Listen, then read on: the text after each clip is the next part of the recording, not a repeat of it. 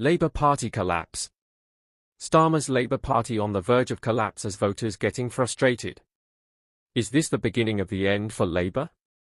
Voters are fleeing the party faster than Kier Starmer can break his promises. The damage inflicted under his leadership is staggering, with issues ranging from immigration to public safety causing a mass exodus of support. Let's explore the devastating toll of Starmer's tenure and why so many are turning their backs on Labour.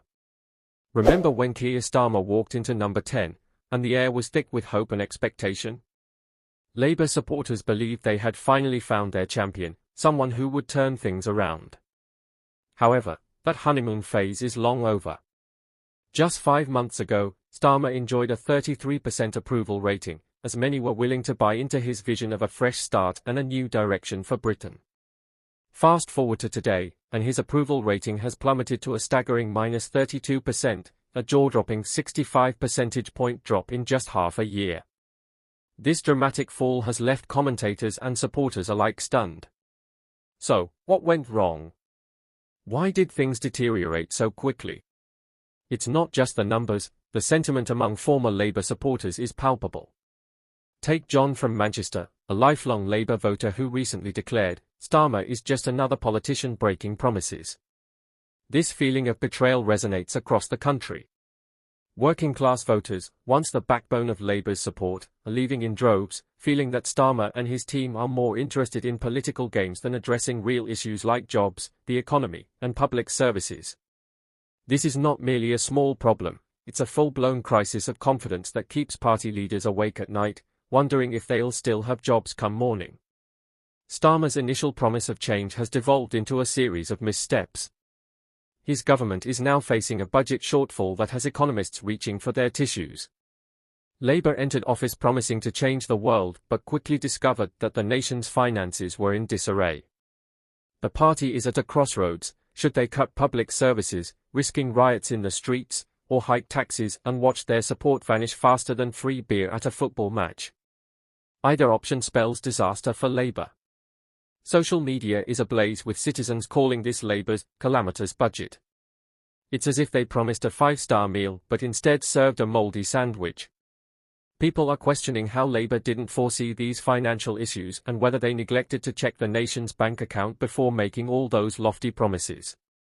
The opposition is having a field day, with Conservative leader Kemi Badenoch criticising Labour's attempts to rectify the situation, arguing they never had a real plan to begin with. Labour is scrambling to patch up the sinking ship, scaling back promises faster than a child caught with their hand in the cookie jar. The once grand plans for public services and welfare are looking increasingly shaky. Chancellor Rachel Reeves is backing some truly unpopular policies, including a national insurance tax hike that is about as welcome as a skunk at a garden party. Moreover, the means testing for the winter fuel allowance has been perceived as a betrayal of the very vulnerable populations Labour swore to protect. This whole fiasco is a perfect storm of inherited problems and Labour's own mistakes. They can't even get their story straight on how to fix this mess. With every decision, they risk alienating more voters, which is akin to trying to plug a dam with your fingers. Something is bound to leak. The financial disaster is just the tip of the iceberg for Starmer. One of the most damaging changes has been the proposed means testing of the winter fuel allowance, which has left pensioners out in the cold. Once deemed a lifeline for the elderly, this promise has now disintegrated, affecting 1.5 million elderly citizens who are feeling abandoned. Pensioner groups are furious, deeming this a stab in the back for society's most vulnerable. Even prominent Labour figures like Diane Abbott have criticised Starmer, accusing him of poor judgment and abandoning the party's core values. Labour is trying to spin this change as a necessary evil to plug a £22 billion budget hole, claiming it will save about £1 billion a year. However, this comes at the cost of trading cold hard cash for something far more valuable, people's trust.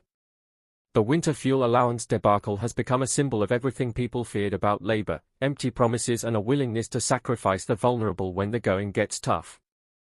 As if that weren't enough, Labour's proposed changes to inheritance tax for farmers have ignited outrage in rural communities.